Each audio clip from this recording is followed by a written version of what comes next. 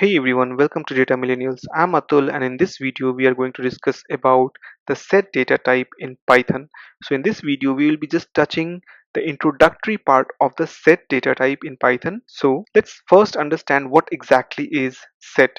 So Python set is the unordered collection of data type. It is iterable, mutable. So when I'm saying it's mutable, that we can modify this set after creation and has a unique element.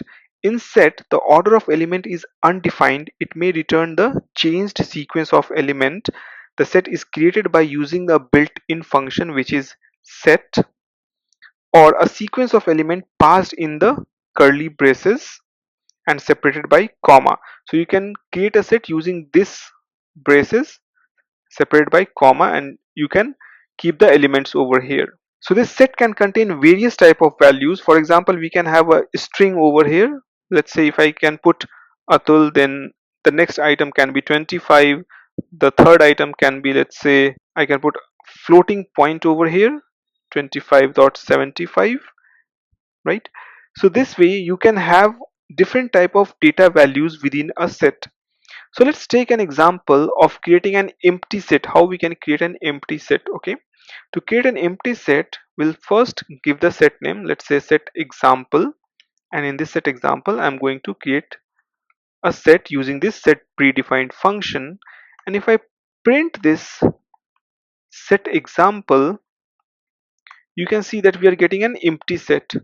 But how are we sure that this is an actually a set? So we can check the type using type function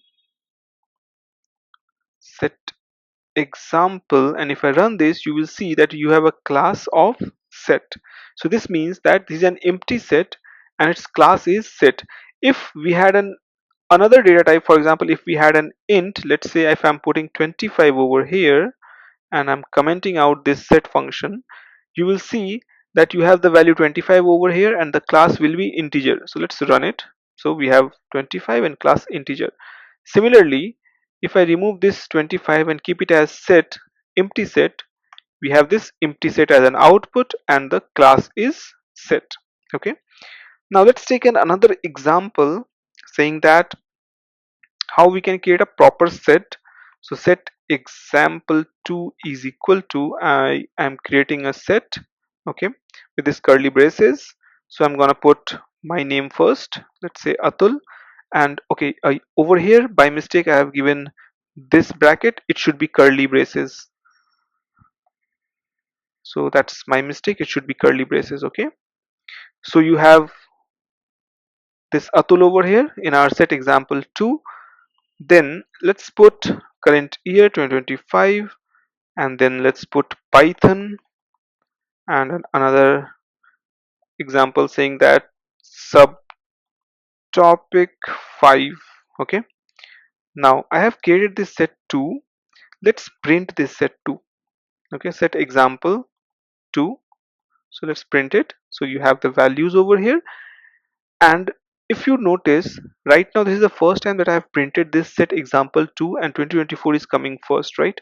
If I run it again, you will have 24 again over here. So even though it's an unordered list, and it may return the changed sequence of the element. So let's say if I restart the kernel and let's try that whether the sequence will change or not. Okay, so let's run it. Okay, we are getting 24 again. So let's add one more numerical variable over here, or sorry, numerical value over here, 12. Okay, so now you can see that we have the changed sequence in the output. So if I add something else over here, 34, you will have the sequence changed over here. So instead the order of element is undefined, it may return the changed sequence of the element. Okay, now what if I have to add another element where the set is already created?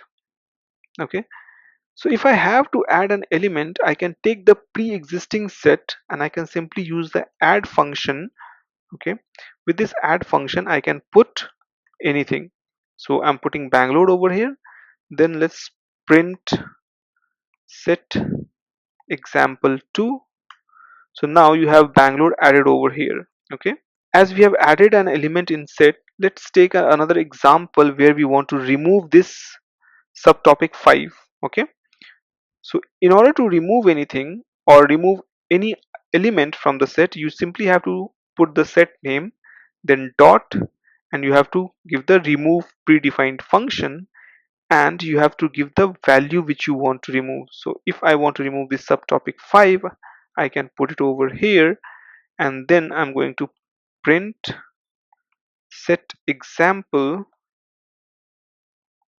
2. So let's run it. Now you can see in your set subtopic 5 is not appearing because it has been removed. So this is a basic introductory to the set, where you can try to create an empty set. You can try to create set with multiple elements of different type. You can add a new element in your set, and you can remove the element. In our next video, we are going to learn about the string data type. So stay tuned, happy learning, and see you in the next video.